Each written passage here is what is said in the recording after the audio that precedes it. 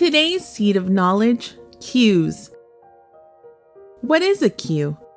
Cues are visual or auditory signals that can tell us how someone's feeling, their wants, needs, and their willingness to interact. It's a form of communication.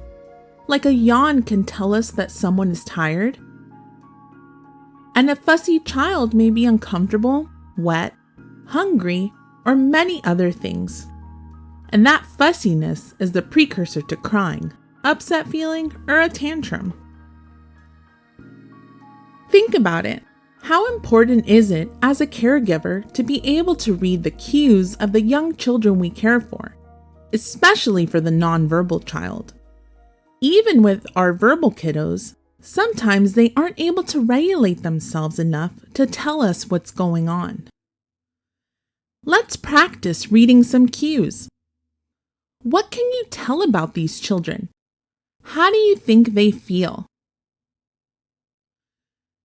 This child looks excited. Here we see an angry child. Look at that happy kiddo. This child looks scared, or maybe shocked. Here we see a sad child. Now that you've had some practice matching a cue to a feeling, let's consider these children. Take a look and try to figure out the reason behind the cues you're seeing.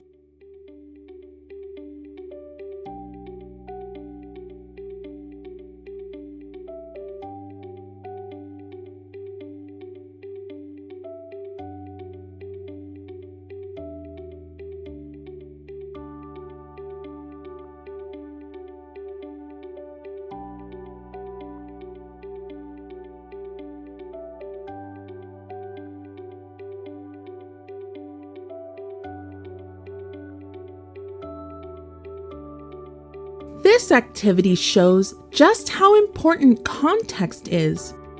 I'm sure you were considering a few possibilities for each image as to what can be happening for the child.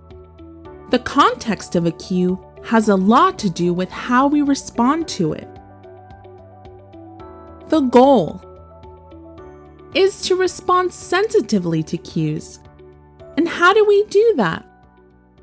By pausing and considering what happened before, what is their facial expression or body language trying to tell me, what might they need?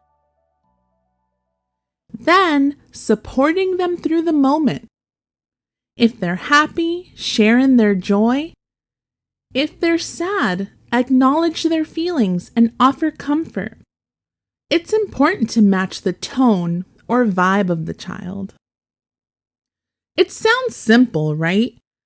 But consider the difference between calm or positive moments and those hot moments when your child is angry, upset, or having a tantrum. How do you think you'll feel dealing with one of those moments?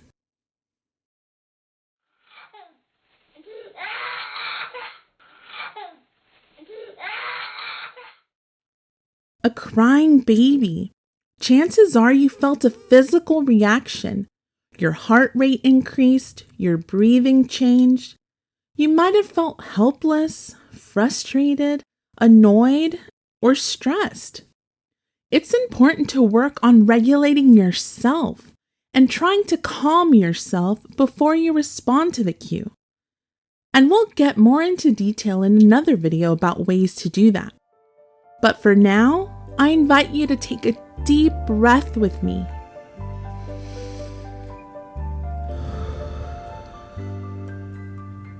And if that feels good for you, go ahead and do it again while I move on to the next section. A lot of us notice cues unconsciously. We are in tune with those around us, but I encourage you to reflect on your interactions with the young child you care for. How could taking a moment to pause and reflect have changed the outcome of an interaction? So let's water that seed. Cues are signals that communicate a feeling, want, need, or willingness to interact. Cues can give us clues as to what's coming. The context of the cue is important. We need to have an understanding of why something is happening so we can respond appropriately. Our goal is to respond sensitively to those cues, taking time to pause, reflect, consider what happened before, and what is their facial expression or body language telling me. Remember that those hot moments may be difficult, so how will you regulate yourself? Perhaps taking a deep belly breath. Many of us are aware of cues and utilize them in our interactions with everyone we encounter, but I invite you to take the time to consider how noticing cues can lead to more positive interactions with those around you.